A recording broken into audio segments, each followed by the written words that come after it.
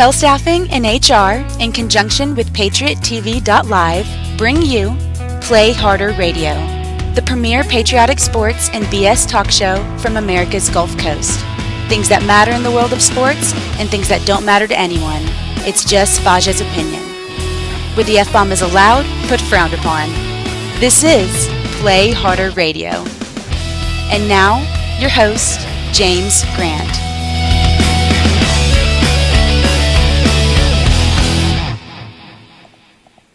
Because we need to leave this place empowered. Do you understand? It's not good enough to just come here and listen to speeches and go back home and get comfortable again. We are at war. We are at war for our families, Florida. our children, our lives. The 14th Amendment gives us due process. It guarantees us equal protection under the law. So why in the world are the unvaccinated being treated differently than the vaccinated? It is the new segregation. It is the new discrimination. And we have to stop it. Government for the people, by the people, will not be destroyed. Yeah, we're the ones that have to stop it. It's not enough to come here and listen to speeches and then go home and do nothing and get comfortable. Amen. Welcome back to another week of Play Harder Radio here at the Tell Staffing and HR studios. How do you like the TV screen in the background right now? It's beautiful. Is that bad or what? Is that awesome or what? It looks good. And by the way, we have Erika in the room. Right not speaking yet, but hi, Erika. I think you're muted, Erika. How's that? That sounds better. There you are. How are you? Hey, guys. Good. Erika, Jim Grant, nice to meet you. Nice to meet you. Is Kellie here yet? No, Kellie has not jumped in yet. Kellie is loafing tonight. She'll be here eventually, I'm sure. Oh, don't let her rub off on you, Erika. We love her, but you know. She sounds as busy as I am.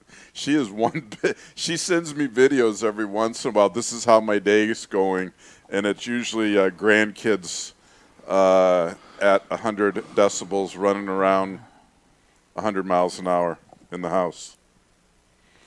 That or her logging, it looks like, too, or something. Wait, we got Kellie admitting here. Let's get to, so everybody, this is Erika McCoy, critical care nurse. A nurse who, and you can stop me or interrupt me or whatever, who was fired from her job at an Indianapolis hospital, I don't know how long ago. It was technically in September, but yeah. Okay. And so, she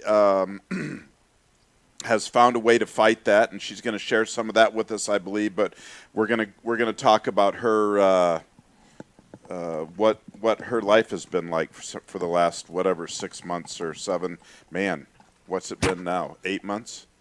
And so it's I listened to a podcast, the Crushing Justice podcast that you had done in February, and was super interested in everything you had to say, and am looking forward to the update tonight on that. So yeah, it's pretty cool. We got good stuff going on over here. And so welcome to the show. Thank you. First things first. Did your son win? Actually, they did win. I just got done with the game. It's kind of important for me to be at his games because every time it's volleyball, so every time he smacks a good one, he goes like this to his mom. Oh, and it just I was going to ask you because I heard I saw because Kellie forwarded me to the text and she's like, he does this when he scores a point or has a good spike, so I pretty much got to be there. And I'm like, well, yeah, absolutely she does. And so I'm glad that it got moved up and you were able to make it at 8 your time tonight, on time to start the show. Yeah. Kellie, how are you? I'm good. I've had a fantastic day because all my birds showed up today. My Baltimore Oriole, 2 red-breasted grosbeaks, and tonight a hummingbird showed up. What? Tonight a hummingbird? Yes. At like 7 o'clock. 7 o'clock. What is the tinnitus significance, or is that a type? There is no significance. I've just been waiting every day for them to show up. Cool. Oh, so I'm happy. So I got a couple of things I just wanted to run through real quick and get your both of your input on what's going on in the world, in the United States right now. I think we all agree that it's pretty crazy, and the things that they're trying to the wool that they're trying to pull over our eyes is pretty crazy. Next week, by the way, it's going to be Moms for Liberty. Tiffany, one of the founders from Moms for Liberty, and they are moms who have gotten involved in school boards and are holding school boards and school systems accountable. Awesome. And is that an Indiana group or nationwide? Florida. Founded in Florida, which, what's kind of funny is everybody, what people say here in Florida is, it's not happening here. And it just so happens that both the founders of this group, Moms for Liberty, are from Florida. So I don't know why I said Indiana. I was thinking here. So well, they have 186 chapters. Oh, good. Yeah. And so they also have Todd, they have one of the Florida chapters is in Walton County. Oh, is that right? I'll have to look it up. Todd's in the Walton County, right? School system? Yeah. Works there. Aren't you guys in Santa Rosa County? Yeah. Well, it's not. Okay, it's Santa Rosa Beach is over there, but it's not. No. Oh, I thought. Well, there is a Santa Rosa. Escambia. There is a Santa Rosa in ours. So it's the Santa Rosa County guy that said, shoot the intruders, please. We don't want to have to deal with them. Said what? He said, please shoot your intruders. We don't want to have to deal with them. I'm not familiar with that guy. Oh, yeah, that was a video that was going all around everywhere. Cool. So it's from the west side of the Panhandle. It's Escambia, Santa Rosa, and then Walton County. And then Erika is very knowledgeable about all these subjects. So I heard her talking on her on her podcast about the training she was doing with her teenage sons. I was like, yes. Awesome. Well, we'll talk about that in a little bit. The scenario training, Erika. Oh yeah, that was awesome. Well, let's talk about that in a little bit. Also, Hollywood just keeps getting weirder and freaking weirder. Megan Fox and Machine Gun Kelly came out and said they drank each other's blood for their engagement. Freaking weirdos, man. Well, but listen, it's not like they were standing around drinking goblets of each other's blood. It's just a little. Oh no, it was just a couple of drops. It was just a little bit, for ritual purposes. Yes, I understand. That's perfectly fine. Seems normal, right, Erika? Golly. Sounds like an OSHA violation. Yeah, right. That's funny.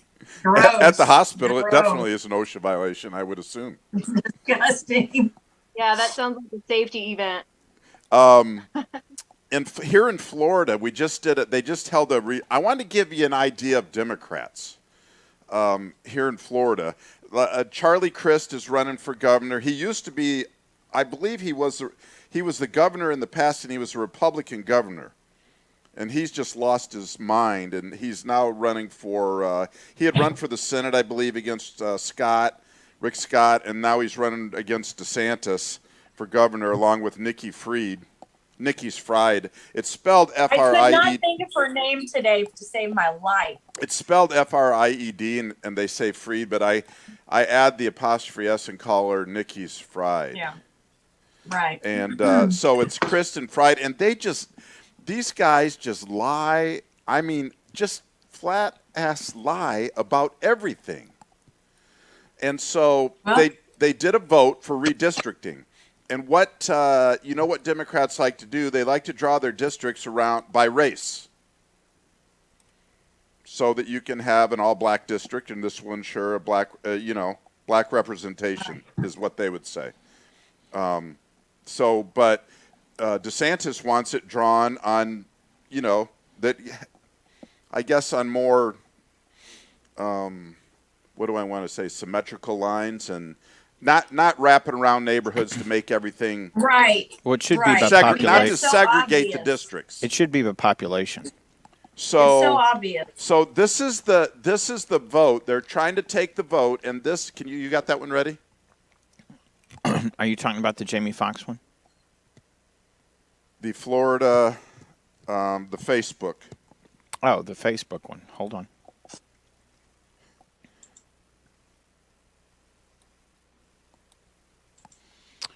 Okay. Yeah, I've got that one ready for you. You ready? Yeah. Let's go. Oh, God. This is their this is how they act. Representative Renner moves the previous question on the bill. This motion is not Oh, debatable yeah, and that was requires a good. majority vote. All in favor, say aye. All opposed, no. Show the motion passes. We will now proceed to call the previous question. The clerk will unlock the machine and members will proceed to vote on Senate Bill 4C. All right, so I'm being Have told all this members this voted? Senate bill They is the are one nuts. that will That's good be enough. the That's redistricting- them screaming and yelling in the background, trying to disrupt the Those vote. are elected official nuts. Yeah. Just stone cold nuts. Unbelievable. Yeah. And Like like a 2-year-old temper tantrum. yeah, it's just Did you hear that one? Ah! They're just out of control. Nuts. And then probably the best thing in the news this week from the United Socialist States of America is the proposed formation of the Disinformation Governance Board. What does that even mean? Our own Ministry of Truth, headed by Nina Jankowicz, who was part of the Russia disinformation, Trump slamming. She's worked both for the Ukraine and for Russia in the past. And Oh, you're talking about for the Elon Musk Twitter thing? no, this is the government proposed under the Department of Human Health and DHS Health and Human Services. Health and Human Services, a new Disinformation Governance Board, a new government organization to fight disinformation. But I thought that was just because of Twitter deal. Well, I'm sure. Yeah. Okay. You're right. I mean, I don't know. It was brought about because of the Musk Twitter deal. Yeah. Yeah. So I think so. I mean, just mind-boggling, right? Could you be any more USSR? No. Well, yeah, I'm sure they could. Well, yeah. I mean, they're working towards it, right? Yes. And I guess Musk also is going to buy Coca-Cola and put the cocaine back in. Oh God. No, I thought that was Hunter Biden. He's also going to, yeah, right? He's also going to buy, no, his is crack. He doesn't do that. He doesn't do the, he's also going to buy CNN Plus for $19.95. Oh wow. Okay. But we've got Erika here, so let's get to Erika. Yes. Yes. Her They don't story wanna is amazing, take up for a whole night. and she is on a mission. And I Yes. don't know. I kind of know her status as of a couple months ago, towards the end of February. And so I will let her take over. Erika, if you could give us a little background on yourself, on your situation, and what you're up to, and we'll go from there. Okay. Well, I've been in healthcare for about 20 years now. Been with the God same. love you. I know, right? I've been with the same organization for about 20 years. it would have been 20 years this year. I'm a certified critical care nurse. So for the last several years, I've been deep in the trenches. And I don't know. For me, my awakening process, I don't know if you guys have a specific story about how your awakening process happened, but mine happened over the last 3 or 4 years, I'd say. So I was awake just before all of this new virus thing started. And so I was almost expecting it. I was like, what are they going to try now? And so my whole mindset was different than every single person I worked with when it came by. The educators, they all stopped what they were doing and came onto the units and showed us all how to don and doff our PPE appropriately, and making sure that we knew about this bat virus that was coming, that was going to be like really harmful for us and spread like wildfire. And it was just, they made a really big deal out of it. And so I understand why so many healthcare workers were so fooled. It was the best PR campaign in existence. And then on top of it, they created fear for us by saying, oh, and by the way, we don't have enough PPE for you. So we were all like carrying around N95s and brown paper bags one time, you know, using it. And then we had these little UV machines that we could clean them in, and anything that we touched when we went into a COVID room, we could put it in this box and we could clean it. And I don't know. I was over it kind of from day one. I don't even know what it's like in the hospital right now. I know that most people are just so tired of the whole thing and they're not believing it as much, which is good. But I'm just really looking forward to being viewed as less crazy, because I've kind of known from the beginning that it was a load of garbage. Right. Just little things started happening, like our regular flu season, which, well, I had one patient that had the flu, but she also had COVID. So it was like, I just knew. I was like, not a single case of flu otherwise. I knew something was like really weird. And plus, I didn't ever wear a mask. I did for the first couple of weeks because, you know, I was trying to make everybody feel good about what they were doing with this whole panic situation.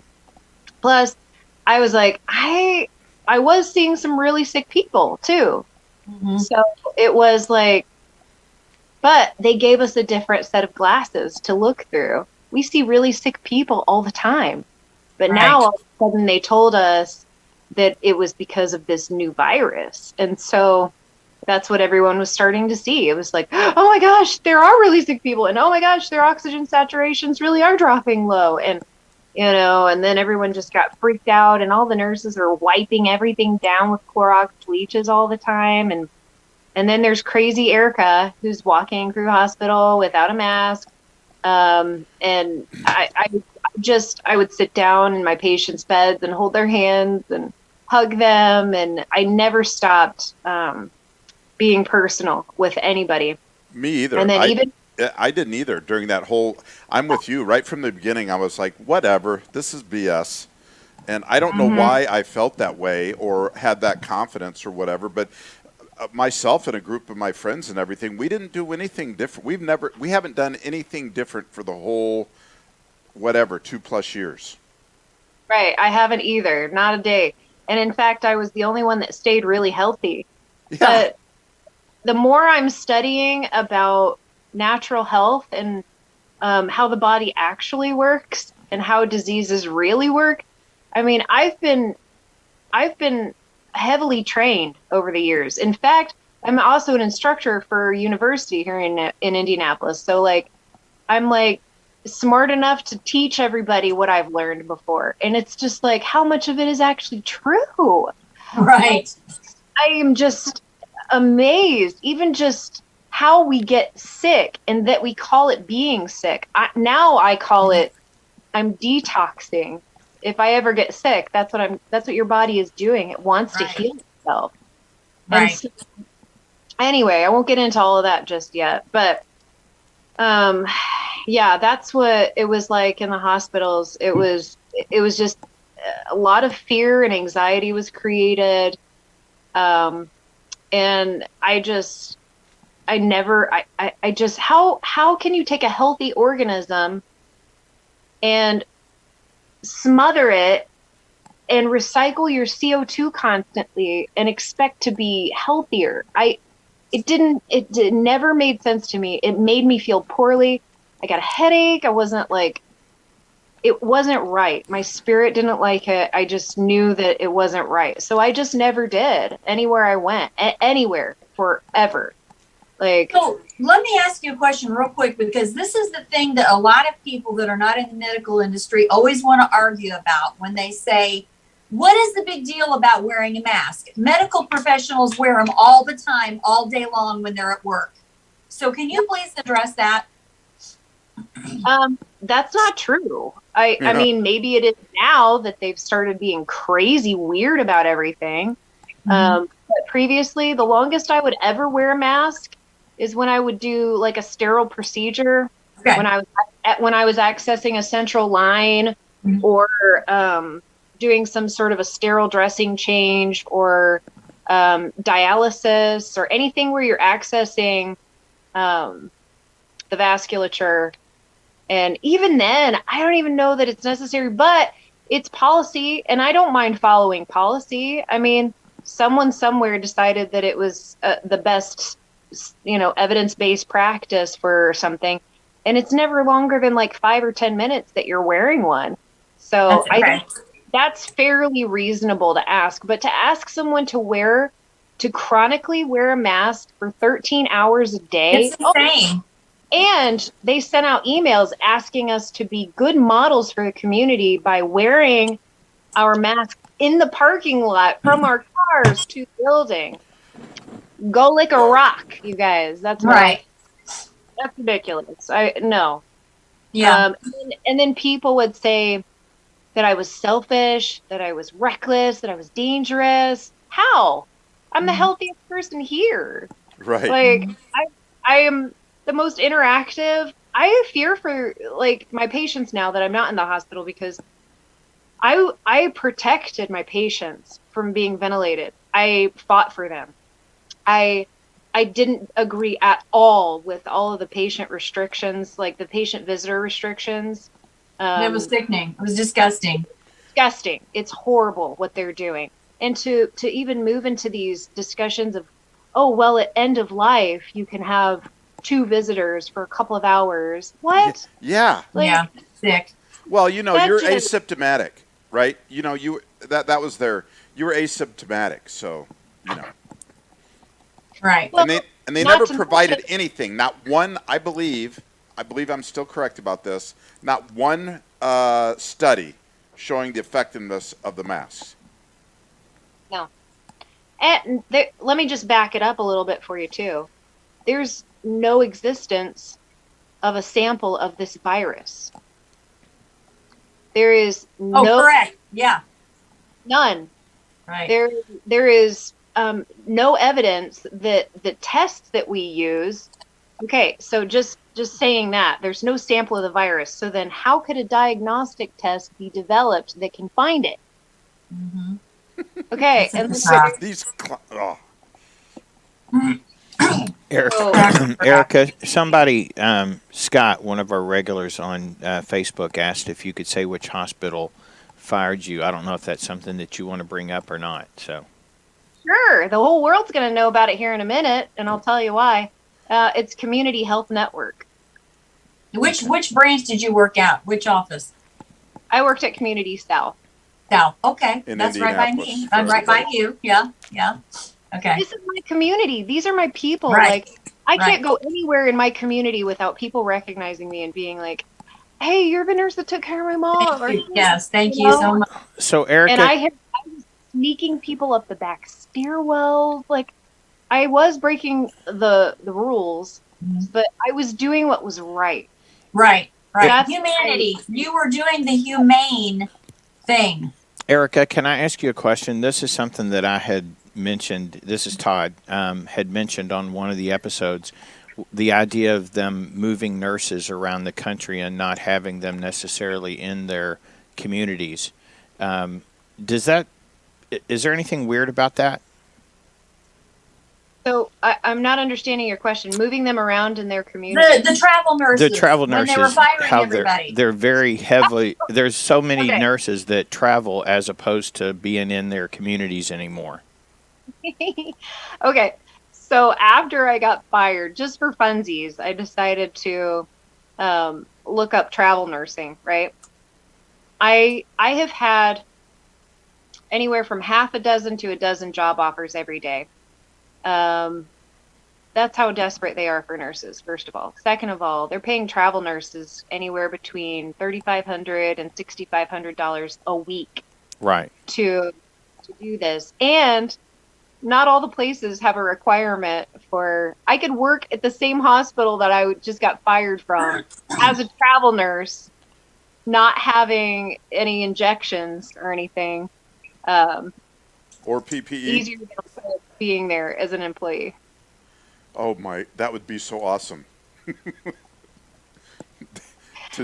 to shove it in their Yeah. face that way. Yeah, that would be hilarious. But go ahead.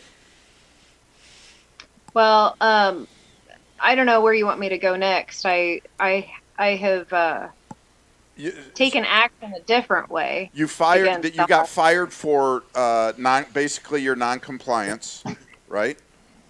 Right. Well, I was placed on administrative leave because I hadn't worn a mask for over a year.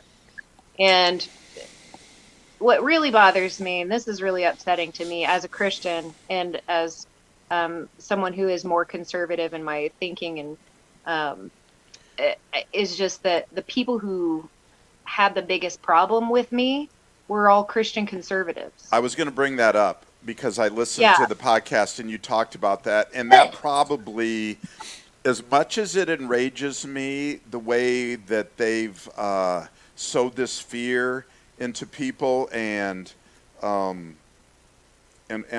they've destroyed our communities and our nation with this thing, as you said, these are conservative Christian patriots. That enraged me more than anything. No, I don't think they're patriots. Yeah, I don't think they were patriots. No. One friend I would consider a patriot, but she's the one who told me that I should just dance for my peanut. Go along. Wrote the Yeah. letter to you? No. She said, we don't like it, but it's the game we all have to play. We have to do what we have to do to get our peanut at the end of the day. Complying is what gets you longevity. It does not end the situation. Correct. And I couldn't do it if I tried. My spirit doesn't let me. Correct. You Right. just can't. Just Right. You know what's right in your heart and in your spirit. right. Exactly. So I said to my daughter at the beginning, I'm like, this is a test. This is a test to see how far they can push us. And she goes, "Do you Yes. I go, this is a communism test." Yeah. this You know- is exactly what I thought too. And I went to the dean of students at the university that I teach at, and I told them, I said, because it was still in the infancy of the whole bit of garbage, the whole thing. I said, look, you mark my words. This is the beginning of the erosion of our civil liberties. Yep. Right now, you're just thinking it's something small, like just wear masks. Yes. It is going to lead into the next thing, into the next thing, into the next thing, into the next thing, and then what? And then what? You know, and that's where I took the stand. I drew the line. Yeah. People mistake my story and say that I was one of the nurses that got fired because I wouldn't take the injection. But it was far before that I had a problem. I had a problem with all kinds of things. Right. I had a problem with why aren't you reporting any of the VAERS data with all these patients who are coming in with obvious adverse reactions after having received the injection? It was a no-brainer. Like a guy got Moderna shot on a Thursday, and on a Tuesday he's in our hospital and his lips are big as sausages. Why isn't that reported? New onset liver clots. new onset heart disease, new onset myocarditis, pericarditis, strokes, blood clots, PEs. Like, they're in their 30s, they're in their 40s. Like, are you going to report this? And they wouldn't do it. It's because they've made the VAERS website impossible to navigate. It is difficult. It's disgusting. It takes about a half an hour. Yeah, you mentioned that. I've talked to other people in the system since the Obamacare started, and what documentation and the administrative part of taking care of patients and everything became so incredibly laborious that, you know, just adding a half hour of this VAERS thing on top of it is not something you're going to do. It is true. It is heavy documentation to the point where you almost feel like you can't even engage in the nursing process because of how much documentation occurs. Right, and a bunch of bull crap stuff too. Like, you're already overworked. You're already overworked. Nobody's going to take that extra time unless it's somebody like you that wants the information to be known. Yeah. And that, man, your friend that wrote the letter, is that the one that wrote the letter that you were saying, the peanut? We got to do what we got to do? Get the peanut at the end of the day? She told me to beg for my job back, blame it on hormones. Yeah. Yeah. She just said, you know, no court is going to rule in your favor, and every lawyer is going to bankrupt you, which is true. Because that part's true, yeah. Every liar. Do. Every liar. Mm-hmm. Well, I have met a good lawyer, a freedom fighter, one who also was fired from her firm because she wouldn't wear a mask either. Good for her. Right. Well, yeah, and she was 9 months pregnant at the time too. But if she wasn't, she would have still been like, no. Like, I don't know what the formula is for why some people are so like see it so clearly, and why some people have been so fooled. And it doesn't necessarily, like, people in the church have been so fooled.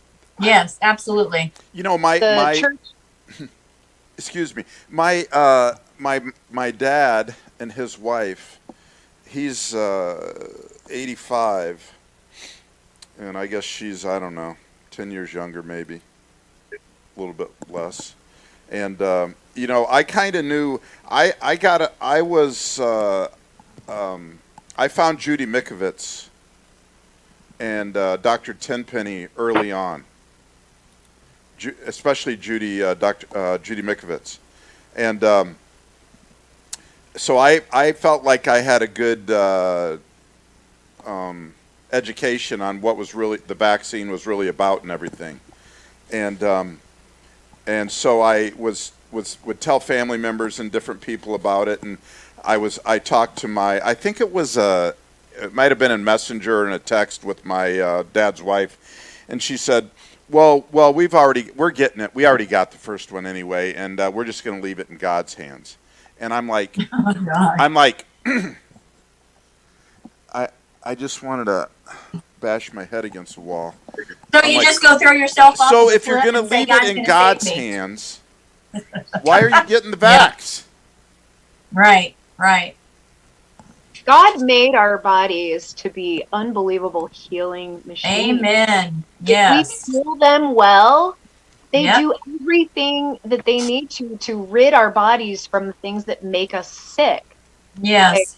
I firmly believe that the only thing that being sick is our bodies expelling what has built up, and it's trying to get rid of it, and it will do whatever it can to get rid of it. It'll make you burn up so much that with a fever that you sweat it out. It'll give you diarrhea so that you poop it out. It'll give you throw up so that you can barf it out. Like, get it out of your body. It knows what to do. And then we do crazy things like we take Tylenol to make our fever stop. We take anti-diarrheals to make the diarrhea stop. We take anti-nausea medications to make that stop. Your body is trying to send you a message, and we've never been taught that way of thinking. We trust our doctors, we trust pharmaceuticals, We would rather take a pill than to do what is a healthy lifestyle, take care of your body. And so people have been so tricked for so long. And actually, that's the whole reason that they were able to trick so many people, because if you honestly believe that when you are sick, that you can make someone else sick because of your sickness, then it creates all kinds of division and control opportunities for people. And I am not there anymore where I can actually believe that that is true. There have been way too many studies done that I've read about in the last 6 months that have never been able to prove that you can make a healthy organism sick with the secretions or the blood or the snot or the sneezing or the breath of a sick person. You can't do it. It's all about the host, not the parasite or the disease. I know what you're saying. I think I do. But what about like HIV and stuff like? I mean, that's blood fluid passed. Yes or no? I'm pretty sure that we've been lied to extremely about HIV. Yep. Well, you know what? And so that was my example, I guess. And and they're like, okay, let me give you an example because I know what you're thinking. So bacteria, for instance, like conjunctivitis is caused by a bacteria. I could rub my eye with conjunctivitis and then rub your eye, and then you would also get conjunctivitis because it's bacteria that causes certain symptoms. But as far as viruses, all viruses are just dead cell debris after your cell undergoes apoptosis, and it releases the dead cell debris into your bloodstream. That's why you feel icky when you're sick. You've just reached a critical mass in your body of toxins. I mean, look at flu season, okay? This is why I don't call it the flu anymore, is from October to March. And so what do we have in October? A candy holiday, followed by a cookies, candies, cakes, and pies holiday, followed by a whole month of cookies, candies, cakes, pies, treats, followed by another alcohol holiday, and then another candy holiday, and then another alcohol holiday. That is such genius. And you're not getting vitamin D. You're not going around, and it's highly stressful. People stress themselves out in the holiday season, trying to make everything special together with family, and that's really stressful. And it's just stress and candy and alcohol and sugar and pies and cooking and going and running and buying obligatory gifts for people who don't really want or need anything. And then it just becomes this major, horrible season for people. But it's right in the middle of an economic lull. So that's why we have to keep buying obligatory gifts, because the economy needs a boost in December. So it's a created time of sickness, because that's when people are naturally detoxing. That is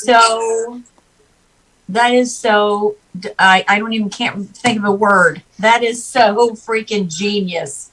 I know, right? But if they can trick us and tell us that because you're sick, you're going to get someone else sick, and it's your responsibility to cover yourself to make sure that you're not getting someone else sick, and stay 6 feet away from them to make sure you're not getting them sick.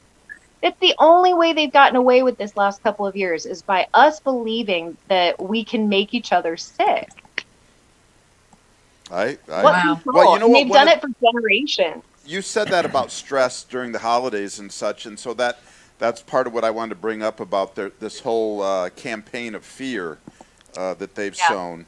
That fear and worry and stress causes disease, and they've ramped that up 10 times, 100 times.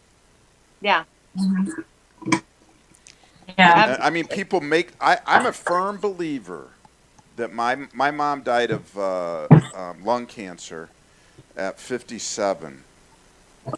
And I'm a firm believer that she that worry about us, about her kids, and worry about this, worry about that, afraid of this, worried about this, worried about that, is why she got the cancer. Yeah. Well, I mean, what Erika said is so genius, because when your body is in optimal health, you can fight off and you can take on anything. It's true. Our bodies were designed beautifully. Like, yeah, it wants to fight off disease. It wants to eradicate pathogens and toxins from the body. Right. Isn't it Yeah. amazing that the Big Bang Theory created such an amazing machine as our body? It is. Wow. I don't believe in intelligent design. So you haven't gotten to the part about what you're doing now, Erika. So yeah, when they called me into this meeting, I gotta tell you, like, they were so uncomfortable. I was as comfortable as I am talking to you right now about it, because that's what the truth is to a person. It emboldens you, right? Like, when you know that you're on the right side of history and on the right side of truth, you can look someone straight in the eyes and say what you need to have said. No one could look at me when they me that, well, you know, because I am very well loved, very well respected in the community health network that I was in. I was always being offered the next, you know, project, or, you know, I did all kinds of things to improve patient relations and to humanize the process of nursing and medical care. And I'm really glad for the time that I had there. I feel like I made a difference. Every patient I had, I made it my goal to treat them the way that I would want to be treated. It's a terrible time to be in the hospital. It's usually the worst day of your life, usually, when you're undergoing whatever it is.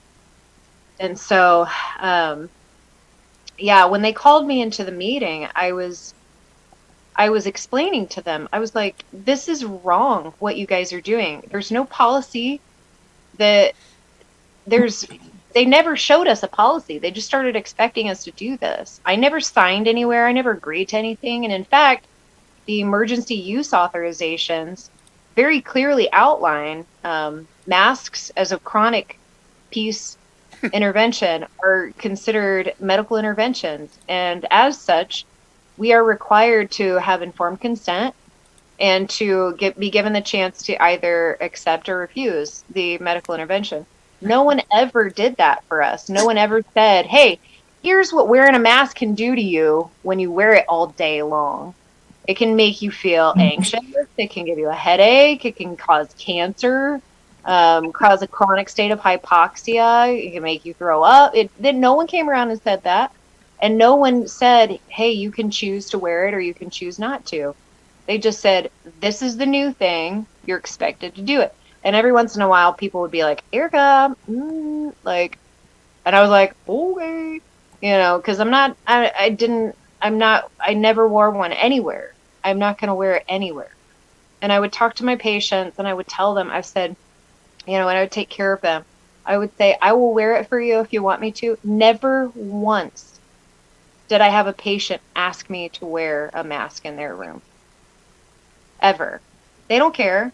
Yeah, because they probably want to see your face. Well, it's such a big deal, too. To be able to see the face of the person who's caring for you. Are you kidding? How do you know who you can trust? How can you pick up verbals? How can you hear education? I do a lot of educating. I do a lot of cardiac stuff. And I would tell my patients the new way things are going to be happening now that you've got this new part in your heart or whatever. And to be smothered like this the entire time when you're trying to talk to them? Are you kidding? We have a huge Burmese speaking population down here where we live too. And they need to hear, people who speak different languages need to hear the boundaries of your words clearly so they can try to understand you. I have a lot of elderly patients who wear hearing aids. They couldn't hear me. Like, it's a very poor decision. For what? And that's what I always kept saying in this meeting. I was like, for what? Why are we wearing this? Because it's policy, Erika. Well, no, it's not. It's not really policy. I never signed anywhere that it was. So anyway, they gave me 4 options. I could resign. Why would I resign? This is my community. This is my life. This is what I love to do.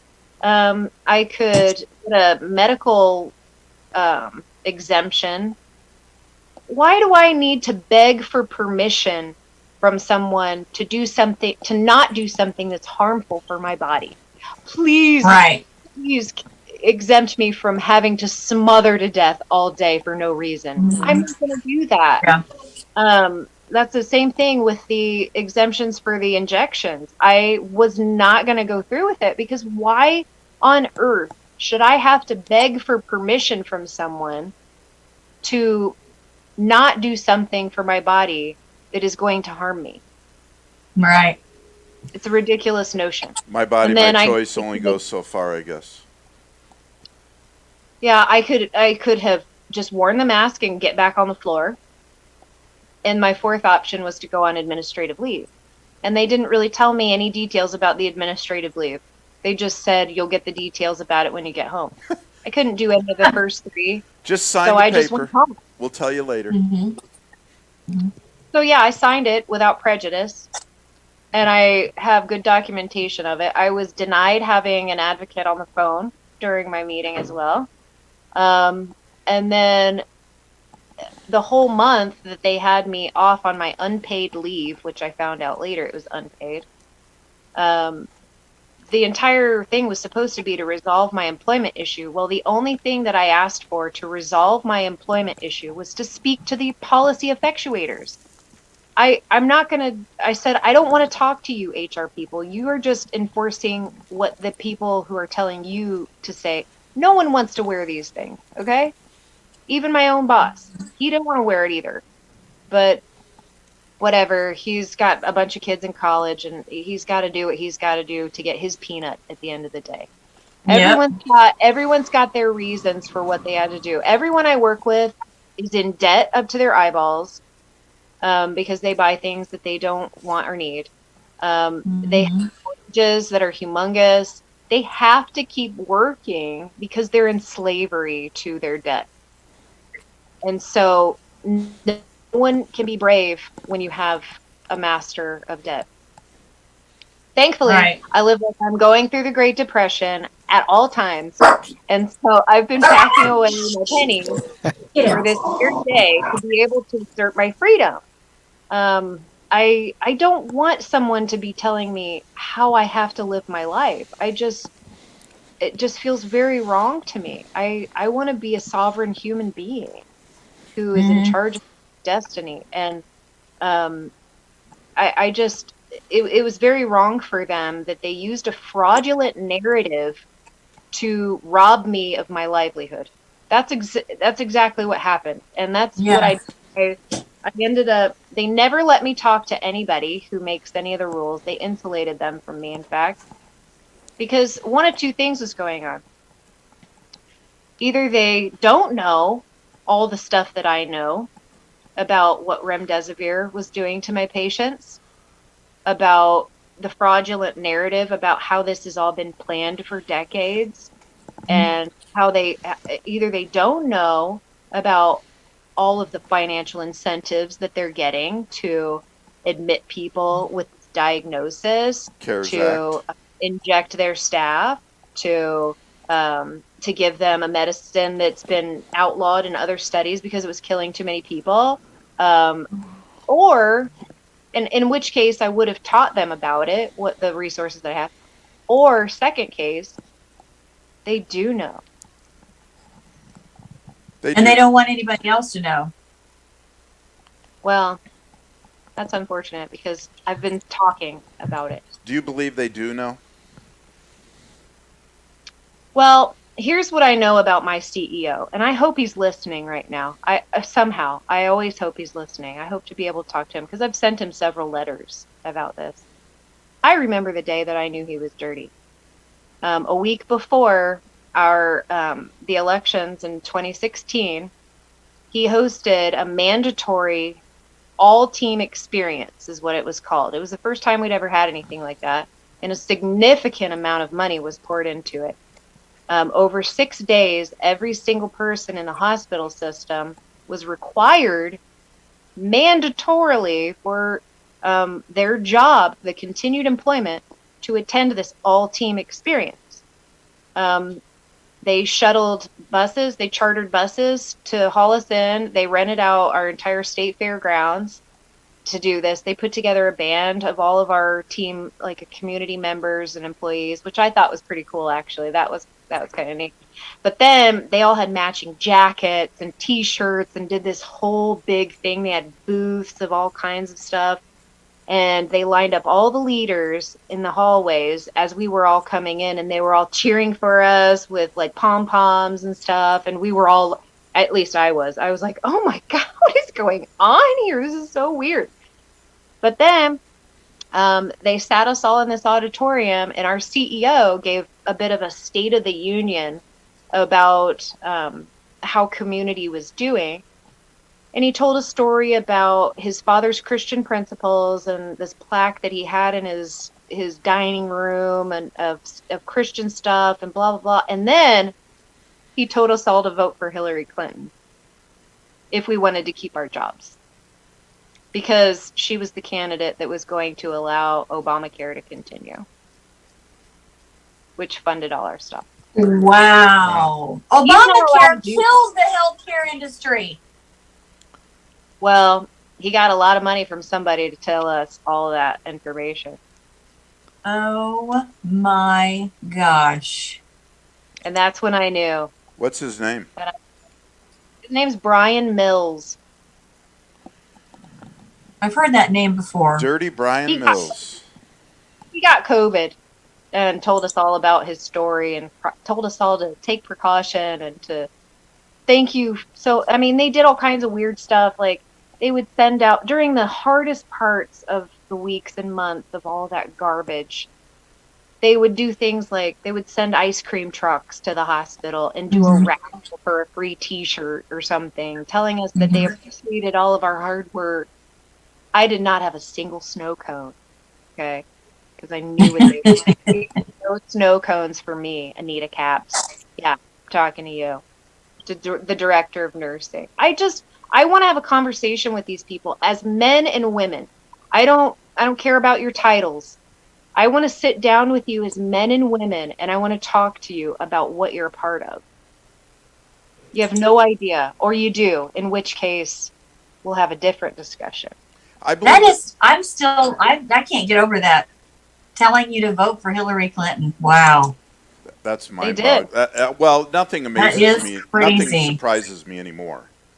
It's there's no level to which they won't stoop to do what they need to do. True. And Well, if he did that, he knows what the remdesivir and the ventilators and they are murdering for profit. Correct. I outlined it. In all my paperwork that I submitted to them, I showed them. I said, look, I've reviewed the CARES Act. I know how much you're getting paid, how much they've incentivized you to do every single step of the way. I mean, they're getting extra money to swab everyone who comes into the hospital. It doesn't matter if you came in for a broken leg. They're getting money to admit people with a diagnosis. It's all fraudulent, remember? Because we don't have reliable diagnostic tests because there was never even a sample available of the thing. Only a computer generation. They get extra money when they use remdesivir. They get extra money when they put someone on mechanical ventilation. They get extra money when there's COVID listed on the death certificate. There's extra money when they get their staff injected with an unknown substance. Erika, do you remember when? Remember in the beginning when Como in New York was clamoring for ventilators? More ventilators, more ventilators, more ventilators. Because they were getting paid. They were going to They were going to put as many people on ventilators as they could to get as much money as they could.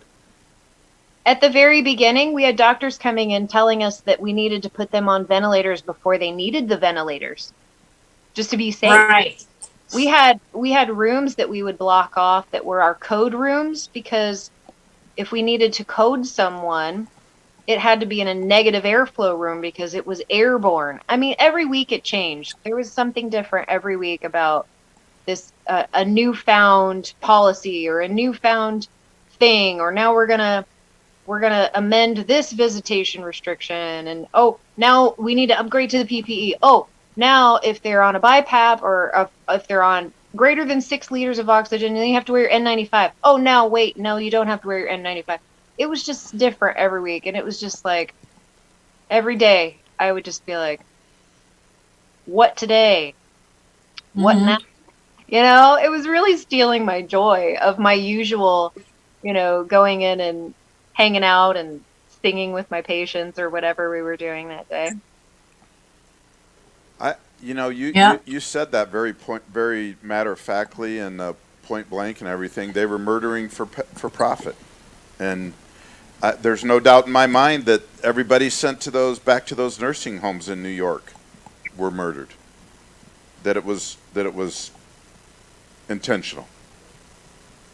Well, it's the more I've learned about what remdesivir does, the more it makes sense with what I saw with my patients when I was giving it. I gave remdesivir, you guys. They didn't tell us anything about it other than that it was a new antiviral that we were using. That and a pill called baricitinib was another pill, another treatment that I didn't hear as much about. But except for the Ebola trials, it's new. Right. Exactly. So something that was so harmful, nephrotoxic, mostly. I mean, it does damage to the kidneys, which is the bad part because your kidneys are what filters your blood for you.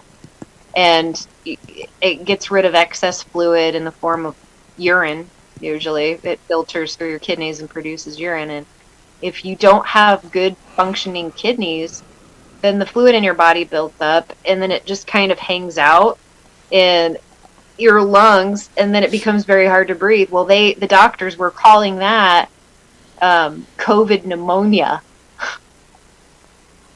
What's up with the when doctors? it was remdesivir induced? What's up with the doctors? Okay, I have a theory about the doctors. I just have no respect for the profession anymore. Right, I don't either. I am very much out of Western medicine.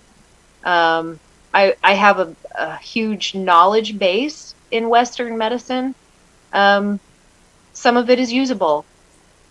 But I have a theory about the doctors. So our doctors, they work 13-hour shifts 7 days in a row. Have you ever tried to do that? That is crazy. No.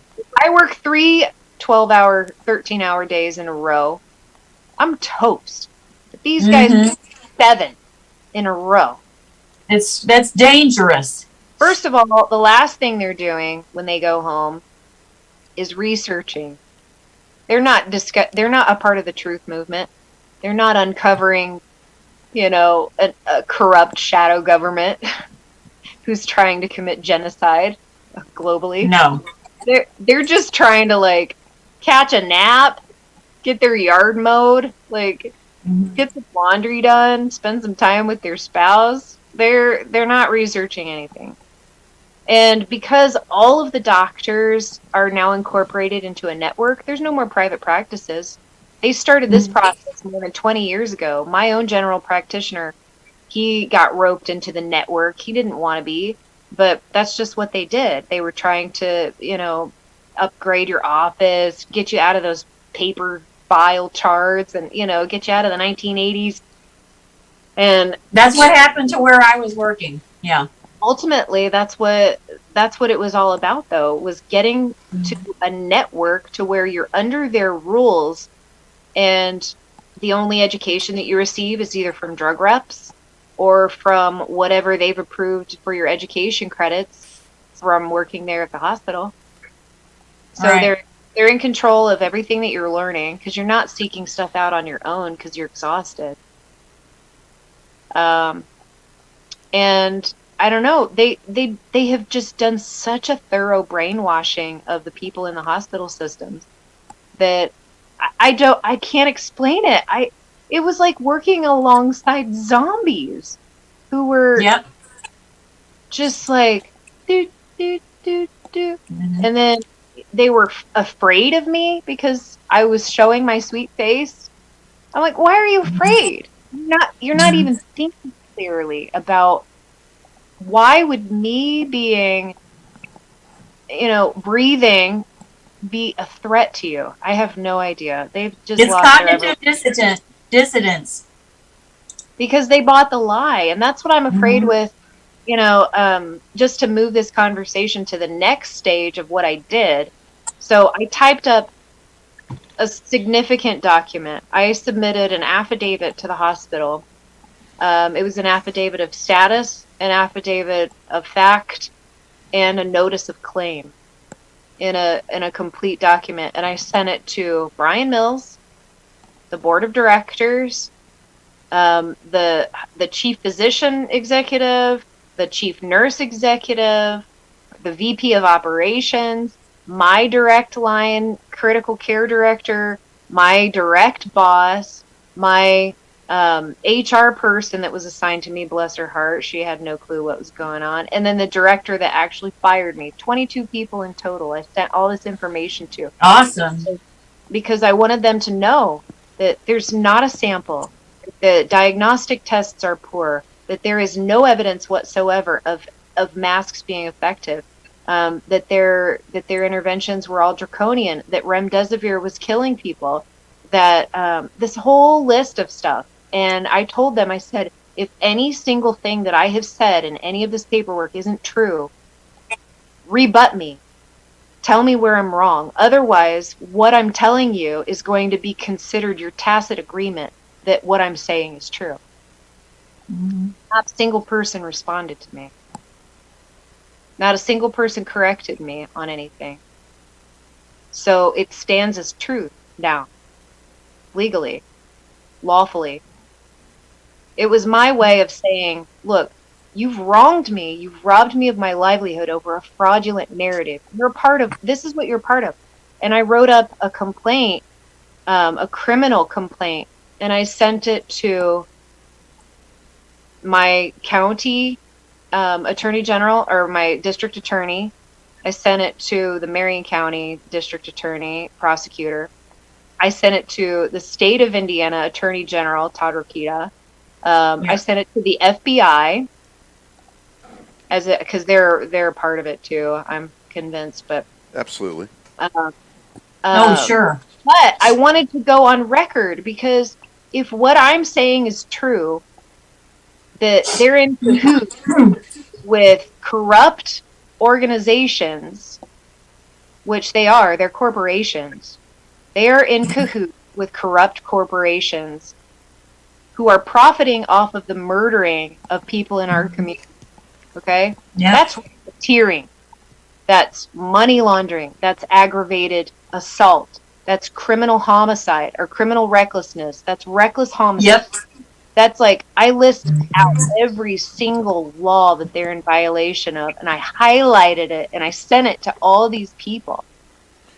You sent That's awesome. You sent it to them corporately and personally, right? You served them corporately and personally, so that there was a personal stake. I said, look, I am talking to you people. My initial paperwork was, I am talking to you as men and as women, not in your official capacities. I'm talking to you as a woman. I'm talking to you as a man. And I'm saying that this is my grievance against you. This is what I am saying is occurring, and it is your job to tell me if I'm wrong. Have you been I threatened? joke about it. I say, back in the day, it used to be if someone had wronged you, you would take a heavy-handed glove and smack them across the face and say, you've wronged me, make it right, or we duel to the death. We don't do that anymore, which is kind of unfortunate, because I'm kind of a fan. I think it would work pretty well. But I think it would. This is my attempt at the heavy-handed glove, to tell them, you are in cahoots. Now, if you keep moving forward in this, it's no longer your ignorance that you're doing it in. You're doing it now with full intent.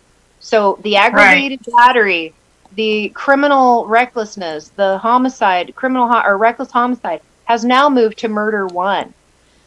Mm-hmm. Because Do now they have you to know. prove malice? And I have proof that you got it. I have proof. I have receipts that show that it is in your care. And I have no response from you. So now here's the update for you now, Jim. Great. Is that as of a couple weeks ago, I got word from the state attorney general's office that they have opened an investigation.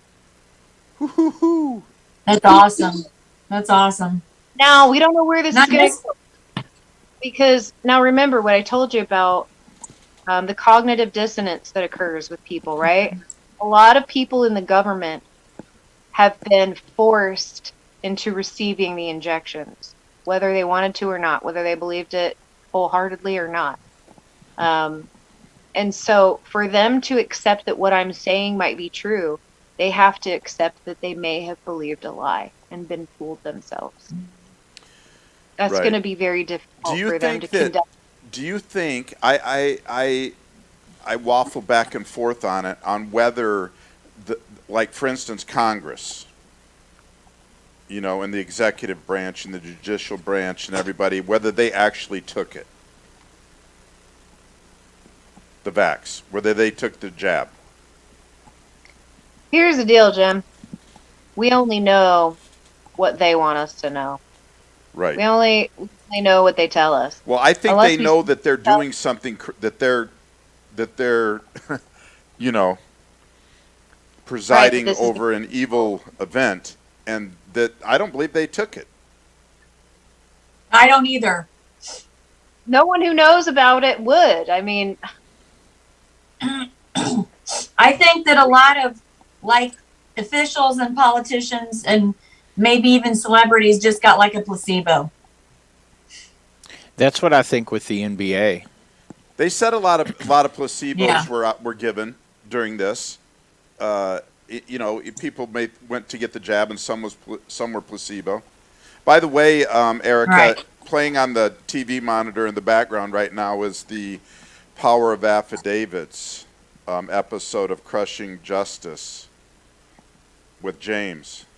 Just yeah. so people, you need to look that one up because the affidavits101.com. right. Can you That's where talk I about started affidavits this. a little bit and explain to people the reason for and the for lack of a better term, the representing yourself and why they're so powerful? Right. Well, just basically what I said before, you are stating the facts as you have seen them. That's all an affidavit is a statement of fact. It's the truth as you know it. You're writing it down point by point, and then you're giving it to the wrongdoer who committed an offense against you, and you say to them, please correct me if I'm wrong, in affidavit form, because you have to, under perjury, under threat of perjury. This is a legal document. The paperwork that I have done, I have had notarized, and I have signed it with my name, saying that under a threat of perjuring myself, if I'm lying, it's true. And so they had the responsibility to tell me if I was wrong about it, and it's very clearly outlined. And I can provide, I don't know if you guys have a website or something, the different statutes that I used to show that it is the responsibility for them to rebut point by point. Otherwise, it's considered tacit agreement with what I've said, and it's admissible in court. Yeah, I was just going to say it's admissible as evidence and in a lawsuit in court. Right. If you are representing, well, here's the deal, because typically affidavits are seen as hearsay unless you're representing yourself and you can speak for it your own. So what I've been doing since they made the very poor decision to let me go and free up my time, I've been learning the law, and I am learning enough that I am prepared to represent myself. And that's the thing too, as I'm learning all this stuff, I'm also discovering lots of other things about what the court systems really are, and what is required. It's a banking system. It really is. Yeah. it is not for the people. It is for the lawyers and for the judges to harvest money from the people because they don't know their rights. And so I'm learning what my rights are. I'm learning what their rules are for themselves. They're not even following their own rules. Lawyers, okay, so initially when I was fired, in my state of like, okay, what just happened here? Other than digging a giant hole out in my backyard that's now a fire pit to get my energy up. I was just like, okay, what am I going to do here? Like, I have to move forward. I can read, but I called a bunch of different lawyers and I started making a list of all the lawyers who wouldn't take my case because they're all wieners. They don't. I love it when you said that. It was a wiener list. It was. They were just like, there's no precedence for what I'm doing, right? There's no case law. That's how you win in court, okay? Here's how you win. You can win before you even go to court because you make a claim, right, that someone has wronged you. You show that you have a cause of action to bring claim against them for what they've done to you, right? And then you have to prove it. You have to allege it, and then you have to prove it. And you can do that through something called discovery. That's awesome. Most cases die in discovery because the amount of information that I'm going to be requesting during discovery, they're not going to want to give it up because that's awesome. It will incriminate them. It will incriminate them. It will prove. Like, how many people did they give remdesivir who also were mechanically ventilated who were dead in 96 hours? You know what? Well, tens of thousands. Yeah. Well, My hospital. it maybe. You know what? What's interesting? Hundreds of thousands. Right. What's interesting, Erika, is that, you said earlier that in the emergency use authorization, it states in there the problems, the side effects of masks and PPE, right? No, it doesn't. They never. I thought you said that they said somewhere it said that it's not good for you. They had the responsibility to do that, but they didn't. Okay. And no one is reporting about how bad masks are for you because they're trying to make you wear them. We used to show the website on the page on NIH that showed remdesivir as the number one option, and ivermectin as the number 2 option with no side effects, but remdesivir with the renal failure and its plethora of side effects, fatal side effects, and they had it on there and they showed it, yet they use it. Right. They know the side effects. They're not ignorant of that Ebola study. You're not supposed to be dying. Like, there was a guy that I took care of. I didn't personally take care of him, but he was on my unit. He was just a couple of years older than I was. He was a teacher in the community right next to mine. And I watched him get sicker and sicker and sicker every day, and then he died. He should not have died. He was too young. And there were too many stories of people like that. And I can see their faces in my head every day. And for months, as I'm at home, I know that 8 miles that way, it's still going on. I've been this close to being that crazy lady who's standing outside of the hospital with a sign or just telling everyone who goes in. What am I supposed to do? I don't know what else I'm supposed to do. I just know that if I do that, people won't take me seriously. They won't hear the message. Right. They can't hear the truth when it looks like I'm crazy. So I've got a silly question, and this is going to sound real silly. Who is Johnny's Pizza, Jim? I don't know. Because they're asking to enter the room. Ask them in a... No. Don't ever do that. Okay. Ask in the message. Sorry. Well, message them.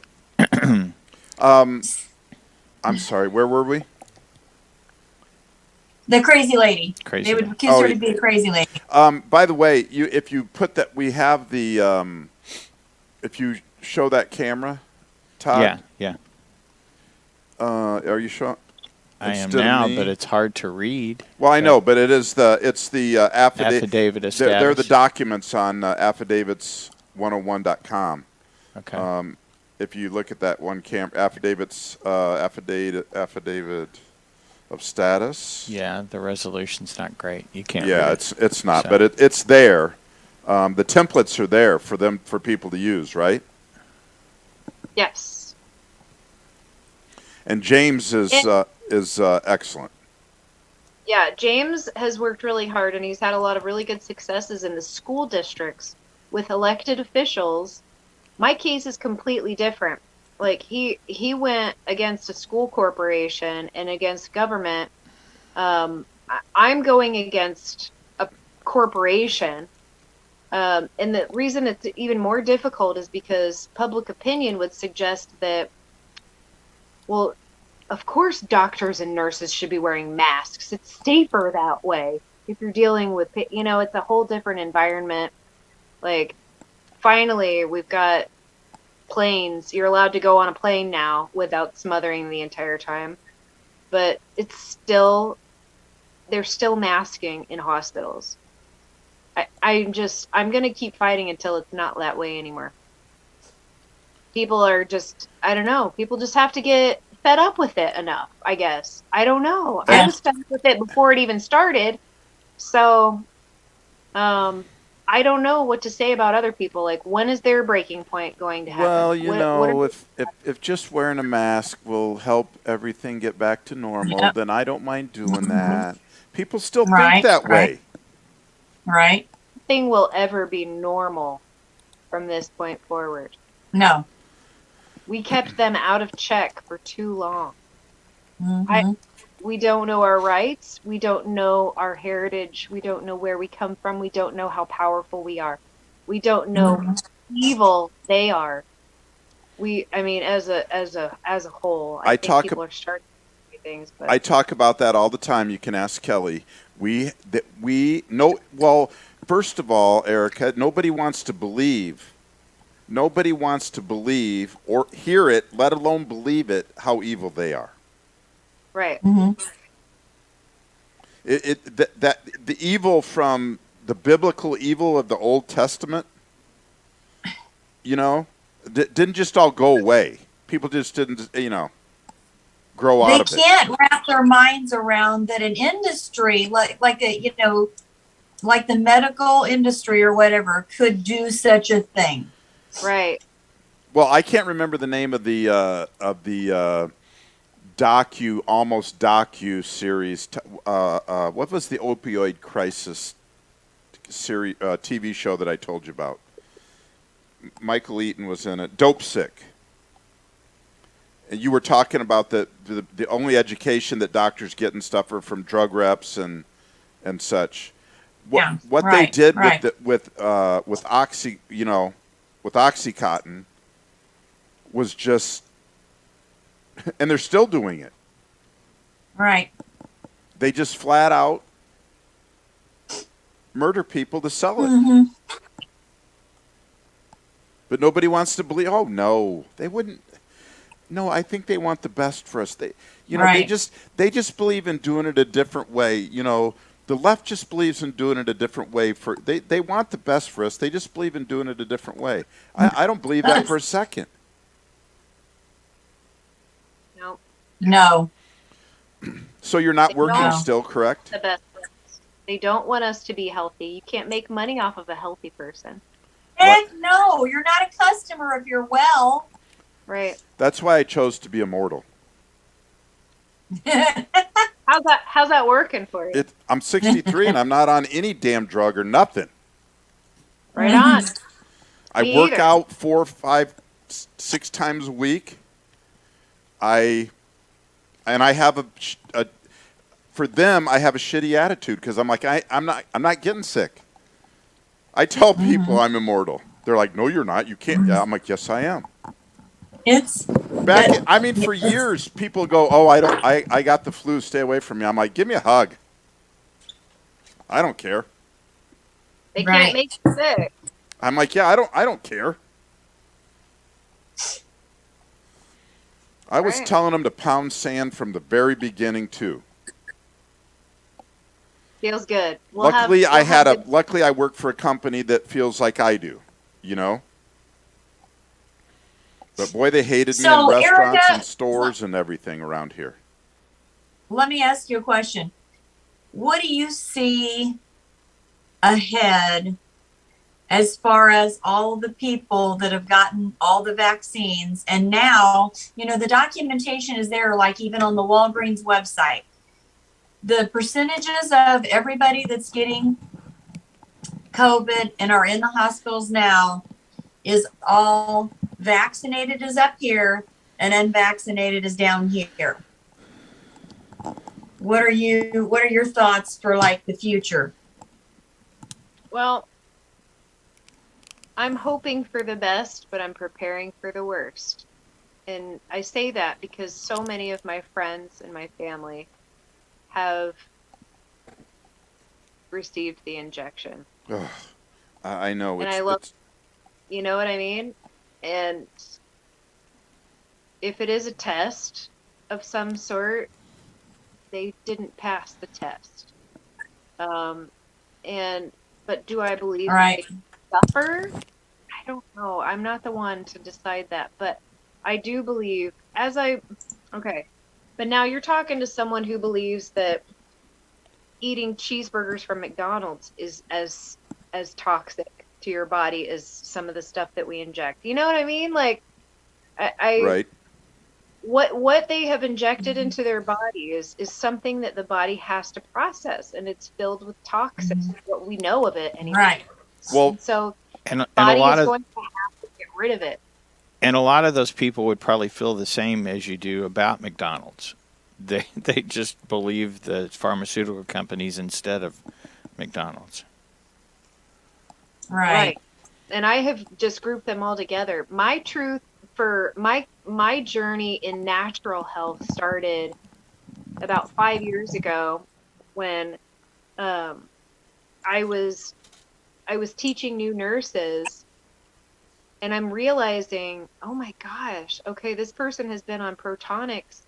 Okay, Protonics, it's a PPI, right? It's supposed to reduce your stomach acid so that you don't have heartburn. And we put a lot of cardiac patients on it so that they don't confuse cardiac symptoms with GI symptoms, blah, blah, blah. Mm-hmm. Mm-hmm. You're only supposed to, the manufacturer shows that you're only supposed to be on it for about 8 weeks, or else it can do kidney damage. Right. All other kinds of stuff. People are on this medication for decades. Yep. They're on heartburn medication for decades. Insane. And then they end up in the hospital with acute kidney injury or chronic kidney injury. And it's like, that's when my wake up process started happening. I was like, manufacturer says you're only supposed to be on it for 8 weeks. And then I'm just looking at all the medicines and I'm like, oh my gosh, these aren't pharmaceuticals. These are pharmaceuticals. Yes. And then I started educating my patients on ways that they can naturally approach their health through their diet. I mean, who wants to do that? Most people just want to take a pill. I was working with patients who would rather smoke 4 packs of cigarettes a day than stop smoking. I mean, they would come in monthly to get on the ventilator because they were so exasperated from working hard to breathe that they would just rather do that than quit smoking.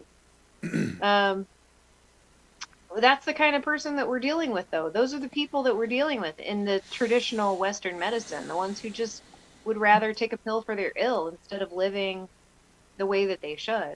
Yeah, when I worked in the medical field for 12 years at a doctor's office, and people would call in and they would say, yeah, I started getting the sniffles yesterday, so I just wanted the doctor to call me an antibiotic. And I'm like, and I probably could have gotten in big trouble, but I didn't care. I'm like, dude, you don't need an antibiotic. What you have is not treated with an antibiotic. They're bad for you too. And people, they would just take them just like candy. Antibiotic, just candy. It's just so stupid. But it's what people know. That's what I have to try to be patient with others about, because they're doing, I believe that all my coworkers who decided to get the jab, they're some of the sweetest people I know. And they did it because we got emails from our chief executive officer that said things like, if you care about the safety of your patients, you'll get God. you care about the safety of your loved ones, your aging mother who's sick, like they laid it on so thick that all these people in your life that you have to protect with this thing that you should do for their protection. I have a couple They of took words for good them. I nature. won't say them, but I have a couple of words for those kind of people that spread that stuff. Yeah. It's. Hey, And I would like to think he received any financial incentive to do it. That's going to be in my discovery also. do you know who David Sinclair is? Me? Yeah, he wrote No. he wrote a book Maybe. called "Why We Age and Why We Don't Have to," Oh. and it's I think, I don't know how you feel or whatever, but for a long time everybody believed in genetically being predisposed to whatever disease, genetically predisposed. Oh, Dr. Brian Artis talks about that too. You're not. And or else you would be born with it. So epigenetics is the new, I would say fairly new study of genetics that says that we are not, we create create our disease. Yes, Dr. Brian Artis talks about that too. Now, and so that brings me into you. That's something for you to look into on your path, I think. But also the epigenetics thing. But also, Erika, you brought up Dr. Artis in that February podcast, and Kellie, Dr. Artis came out with the Watch the Water video, right? Yeah. Which people were saying, that other doctor that was on Scott's show was saying that was all crap. Have you? Oh, yes. Do you know anything about Dr. Artis, or how do you feel about him, Erika? Well, I don't know a lot about him, but I did watch the Water. And here's why it didn't sit well with me, because I know people, because as I've been researching more and more about nature, I mean, of course, you're interested in plants and animals and foraging and being out in the wild. And I've seen people drink snake venom directly through ingest it through their GI tract. Nothing happens. Snake venom is only caustic to the body when it's injected into the bloodstream. So, I mean, I've visibly seen people milk a snake into a cup with their venom and then drink it right in front of me, and nothing happened to them. Okay. So, Are monoclonal antibodies antivenom? I don't know. There's so much I don't know, and if I don't know, then I'll say I don't know. Mm-hmm. But I do know that patients who should not have died, who received remdesivir, developed an inability to breathe, had to be put on a ventilator, and then they died. That much I know. Like, I am. I don't know. I don't have an electron microscope, so I can't assess samples. I don't have, I'm at the mercy of so many other people's knowledge on things that you get to a point where you either have to accept that what they're saying is true, or just kind of be like, I don't know. And that's what's so hard. And I was talking to you about this the other day, Kellie, is that elements of truth are mixed in so often that someone who could be telling a lie seems truthful because there's so many elements of truth mixed in. Right. It's just, it's almost like part of the deception. And if I were truly evil, which I'm not, but if I was evil, my master plan would be to gather all the people from the right, and all the people from the left and usher them all in toward the same execution galley, you know? Right. Like, I would figure out a way to, trick everyone. And the people who thought they couldn't be tricked, I would also figure out a way to trick them too. And then it's all for the same purpose of eliminating as many people as possible. You're right. So that's kind of where I feel like about everything. Because after I got fired, I jumped into researching everything. I mean, I went down every black hole, every rabbit hole, everything, right? And I get to the point where my spirit, I almost can't feel like I can discern the truth anymore. So what I did was I went on a fast and I'm still on my fast. Like, you're talking about headlines and updates and stuff, and I'm paying attention because I have no idea. I'm like, my world right now is so different from the world that everyone else is living that I'm just in a different reality almost. So you're better off. I believe it. Yeah, I believe it. I guess I hear quite a bit of stuff, but I don't watch news, But I guess I get enough through social media and stuff that. You should watch the news too. I do that every once in a while. I'll just pop in, and there are certain, like Medscape, for instance. It's an app that nurses and doctors use for continuing education credits and being able to look up medicines and journals and stuff like that. They are the biggest liars ever. So I really love reading all of their notifications of articles and things that are coming out, because I'm like, what lies are people believing today? Right. That's how I watch the news anymore too. I'm just like, I just want to see what all the regular people are ingesting and how much of it are they believing. I want to know. The owners of my company, I go to breakfast with them every morning, and one of them particular is like, well, I saw this. I go, where'd you hear it? He goes, it was on the news. I'm like, yeah. He goes, well, it was on whatever channel, the news or whatever, mainstream media news and legacy media or whatever. And I'm like, it's a lie. It's a lie. Yeah, right. It's a lie. Erika, if you don't listen to No Agenda podcast, you should. It's just no agenda. Do you get paid by them?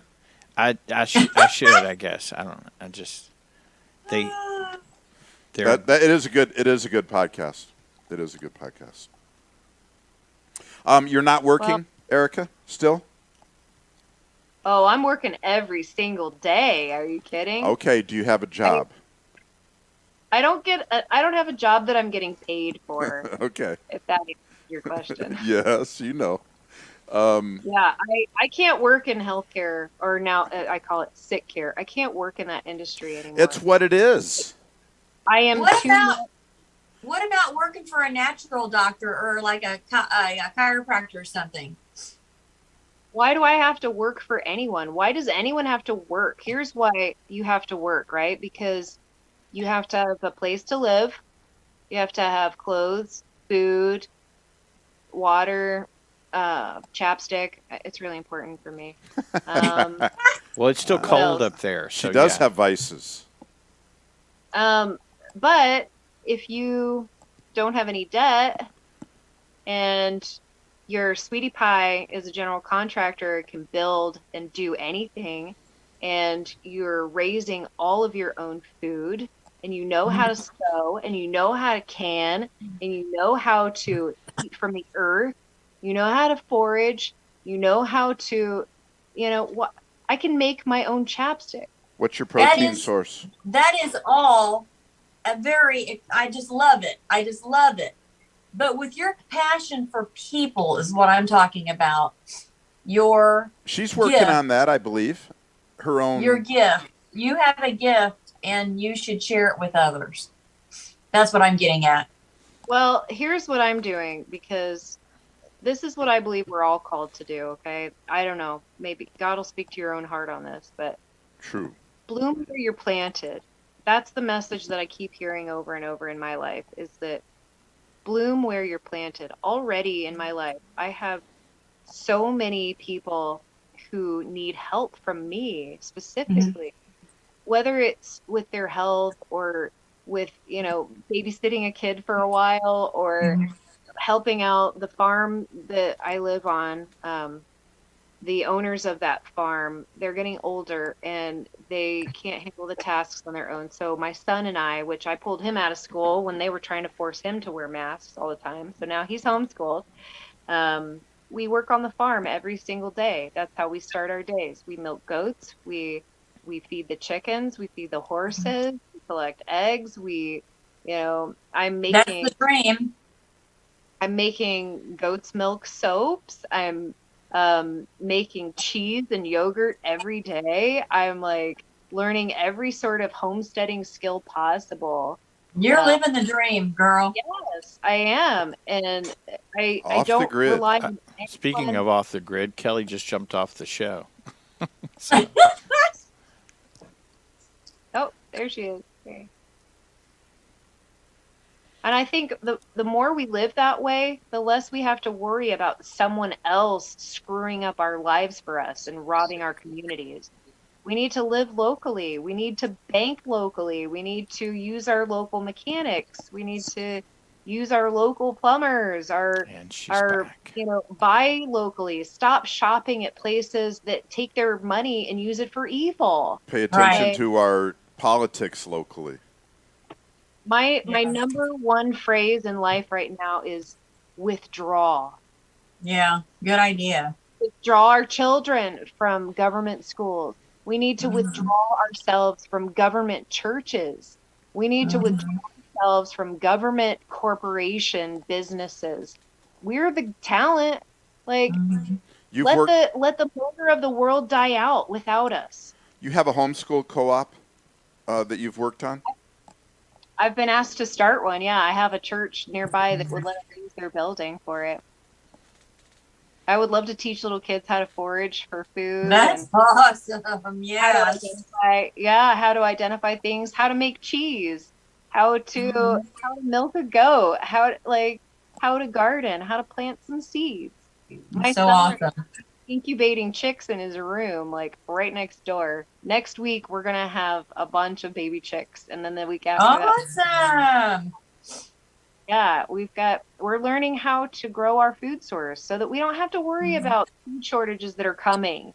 They are coming. Like, have you been to the grocery store lately? Planned food I keep telling shortages. people that, and they laugh at me. Well, Do you have rice patties? my oldest son is making hardtack every month. Well, this has been awesome, Erika. Yes, absolutely. You- Everybody's saying, this is so awesome. This is so awesome. Erika, you're a hero. Thank you so much. Oh my gosh, are you serious?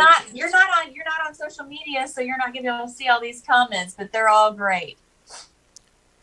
Yeah, they are. You are. I don't know what else to do. I don't feel like a hero. I just feel like the crazy lady that no one wants to be around because and that's fine because I lost a lot of people through this. We but should I have you come gained. in once a month and do a Crazy Lady update. How's that? There you go. No, but you haven't lost, Erika. It's been cleansed. The garbage has been cleansed from you. Well, you gained tonight. Mm-hmm. You gained people in your circle tonight. Well, thank you. I'm glad for new friends. It was good to meet you guys. Well, I hope. I know my friend Rebecca. My friend Rebecca is like the same person as you. She's been watching. She's like having a fit. She does all that same stuff. Erika. Rebecca goes, I have rice. Want to barter? Yeah. The barter system. Oh my goodness. She makes all her own salves and she does all this crazy stuff. Well, and for that friend who's listening right now, I'll just tell you this. I just harvested all my purple dead nettle, and I've got, I just had a big mound of it on my food this morning, but I'm drying some out, and I've got some infusing in oil so I can use it in my soaps for my hand salve. Yes. Yeah, I don't it's even know what that antihistamine. is. Purple what? Yeah, she does all that stuff. And Erika, too, she lives down in Whiteland, too. Oh, I'll check you guys up. Erika, in your yard take a tour of your yard and find out what kind of edibles you have in your yard. I bet you anything you have some purple dead nettle. I have a ton of it. Erika, bit is a look-alike, and you can eat that too. Kelly Bowling says you need to look up the Alternative Learning Center. You could partner with them. They educated my children. Alternative Learning Center? Yep. Mm-hmm. The Alternative Learning Center. Yeah. Well, and another thing, I've been kicking around the idea of starting a clinic here on the south side of town, because surely there's got to be more people like me, right? I mean, oh, sure. Surely Yes, there's got to be highly specialized, medically trained individuals. I can do acute care, like emergency care, like triage, like near surgery stuff. I can do cardiac stuff. I can do, like, you know, all of this serious stuff. But people don't want to go to the hospitals anymore. They don't trust them. They're going to be held against their will, and they are held against their will. There is a co-op. I know there is, Erika. Well, and I recently found that there's a wellness group on this side of town that's doing a very similar thing to what I was suggesting, with a couple of different natural health practitioners and an internist and a neurologist and chiropractor, and I had a couple of different people who are interested in doing something like this. We have to create a parallel society Absolutely. in every single industry, so that we are not bound to the people who are trying to destroy us and control us. When we're sick, we cannot keep running to the people who are trying to murder us. Amen. Amen. That is not an option anymore. Like, we need to have an alternative for that. And so what I'm doing is, like, I'm doing things very informally. I'm hosting every week. I have a group of friends, and we just get together and we try to learn new things. Like, I just hosted something on MMS. I had a friend come over and teach us how to make it ourselves, how to administer it. It's just like, people's lives are actually changing just doing little things like this, learning a new skill. And so I'm hosting homeschooling mom groups to come and learn how to make cheese, and I'm going to give the kids a tour of the farm, and, you know, just That's I'm trying awesome. to do where I'm planted. I'm just trying to do what little things I can and impact the people in my life who are occurring in my life naturally. And that's what we should all be doing. They will know we are Christians by our love. Especially when things start falling to hell, when we're ready and prepared for what's coming, and they're not, and they're freaking out, and they're like, everything they know it's my awakening process happened over a couple years, but other people's awakening process is going to happen very quickly, I believe. Oh yeah. And you're going to make me start crying, because I know all the people that say I'm crazy now, they're going to look to you and they're going to look to me when all this stuff blows apart. Because we knew to not say, I told you so. Yes. Yes. And I probably will. Because I'm gonna try they don't listen. They refuse to listen. I'm going to try not to have the attitude of that old song, I hear you knocking, but you can't come in. Right. Right. You know what? And that's part of the thing I struggle with people who, you know, the social media posts, Kelly, out there that regret getting the vaccine, you know? Yeah. And talk about the problems in their life and everything. And I'm like, we told you. Yes. We told you. Yep. You knew. Yep. You were warned. Yeah. Well, here's one thing I'd like to mention too. That friend I was telling you about, who's a lawyer, she has been kind of offering me some advice from someone who just kind of knows the ins and outs of all the logistics of things, that is a learning curve for me, because as I've been on this law journey, I'm kind of building the plane as I'm flying it, if that makes any sense. That's some crazy. Yep. And she's saying that with some of the bigger claims that I'm making, it would be a lot more helpful if I have, instead of me being the one bringing the claim as an employee of a hospital, so that it doesn't look like I'm just a disgruntled employee who was fired. Mm-hmm. To have people who have actually had family members who have died because of the treatment that they received in a hospital. I will serve as your eyewitness account, like your eyewitness specialist, like expert testimony or whatever. Of what's been happening. Yes, and doing a lawsuit for the wrongful death of your loved one. That's awesome. That is my heart, to be able to because I don't remember their names. I only ever know my patients. It's like room 14. I know that's terrible, but when you're a nurse and you do it every day, you don't learn their names. You just know that you have a patient in room 14 and what their diagnosis is. But I know that there are people out there who have had family members die after they received remdesivir. And if that is the case, I know several lawyers who can file a class action lawsuit. And Well, Erika, I've got a friend of mine that lives in Wisconsin that she was given remdesivir whenever she was in the hospital, and she is, living with the effects of it. And same thing. I was just getting ready to say that. And she never took insulin, and now, has diabetes and things like that. So she would be someone that she would love to find out what kind of legal action she could take. And she was on a respirator for a while too in the hospital. So was my friend. So I'm gonna be in touch with some lawyer friends. If you guys have enough of an audience who knows people, put them in touch with me, will you, Kellie? Yes. And we will have our day. We will have justice, because they're saying that I don't have the cause of action to bring against a complaint of people dying. Why can't I complain about it? I had to watch it. Yeah, you watched them die. I don't know. I'm just saying that case law doesn't exist for this. That's right.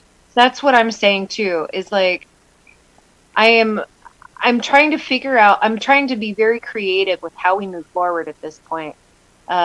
Because a lot of different lawsuits are coming and going, and I'm looking to see what worked, what didn't, what sections, what causes of action did they use, what are they accepting as admissible, just these little things as I'm preparing for my own lawsuit, because I will bring suit against these people. And I'm hoping that the state of Indiana will do a thorough research and figure out that they're a part of a major bit of corruption. Well, there's also a lawyer that won a case against the city of Gainesville against masks, and won. And they never appealed it because they felt like they didn't want it to go any farther. Like, he won the case. He might be somebody that you could reach out to. That would be awesome. Let me look into that. And his legal briefings, because I'm doing my very best. I know that. I'm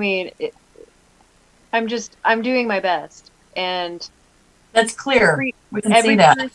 Every person who God used throughout the entire Bible, they were just Joe Schmo, yes, grew up people who all said, "I don't know, I don't think you can use me, God, because I can't speak very well, or I don't." And sometimes some of the worst sinners. Exactly, I was thinking the same thing, Todd. But I tell God every day, I'm like, I don't know what I'm supposed to do, but I'm a willing vessel. I'm willing. That's awesome. What you want me to do. And so I'm working hard on trying this legal approach, because I'm trying to, the only thing that my hospital cared about, obviously, is money. That's it. Look what they're doing for the sake of having it. They're letting people die. They're treating with a medication that has killed more people than was allowed for a clinical trial to continue. And they made that the #1 drug choice of something that doesn't even exist. Right. Like, this is the biggest scam of all time. Yeah. And if you still believe it, I don't know what I can do for you anymore. Right. I just Mm-hmm. there's no more they still explaining. believe it. Yeah. You're just gonna have to keep trusting the people who are trying to murder you and keep you a slave. Mm-hmm. Yeah. Oh, well, what I just thought of just now when you said that is, you know, they're not going to admit that it was remdesivir. They're going to say that it was the COVID pneumonia and the remdesivir was what we were doing to try to save them. Bullshit. Why is it only used in the United States? Right. Right. And why is the death rate so high in the United States? Because it's the only place Yeah. where remdesivir is being used. Right. Right. Right. Mark just said, best show ever, you guys. Rocked it. Right on. Well, good guests can So do we're that. Good so guests do that for us. blessed and so thankful that you can do this, Erika. Well, we will, Erika, we're going to wrap it up for tonight, but we appreciate you being on, and we will keep in touch. Thank you so much, Erika. And everybody that's listening right now, please share this so we can get this message amen. out there. Yeah. You know, and we have an equally, I think, exciting guest next week. We have Tiffany with Moms for Liberty, who is fighting for our kids in the school system, against the school systems, and we don't want the government to co-raise our children. Right. It's our job, and so I think it's going to be another good show. So hopefully we can get people tuning with guests like these, that we can build this audience up and start having a real impact. And we'll figure out a time, Erika, where you can come back and update us and let us know what's new with your case and what's going on. And hopefully, you know, if Todd and Kellie get a couple people referred to you and we can help them out, you know, and start having an impact with this show here too. So we appreciate having you. Well, thanks for the chat. Appreciate it. Yeah, enjoyed it very much. So, you know, keep in touch. If you want anything, if you've ever got anything you want to say, like Todd said, just say, I want to come on, and we'll make it happen. Mm-hmm. Yes. And we won't call you the crazy lady. We'll just, Erika. Okay. And everybody vote for John Jacob. Aren't you helping out with that too, Erika? John's campaign? Yes, ma'am. Okay, go vote John Jacob, everybody. Next Tuesday, we're Right working on. in the polls for him. Excellent. Yeah, we are. John Jacob, that's there, I guess, locally? Yes, right here in Southside Indianapolis. Jingleheimer Schmidt, is it John Jacob? Yes, that's what everybody Schmidt? says. Robin or somebody said that. Okay. Oh my That's gosh. very good. So very funny. good. All right, you guys, thank you. That's going to wrap right. it up for another week of Play Harder Radio here out of the Tell Staffing and HR studios. Erika McCoy, thank you. Kellie, love you. Mean it. Yes. Thank you. Yes. Todd, Love you guys. love you. Mean it. Thank you. And we'll see you next week. Same time, same bat station. Okay. Have a good night. Bye.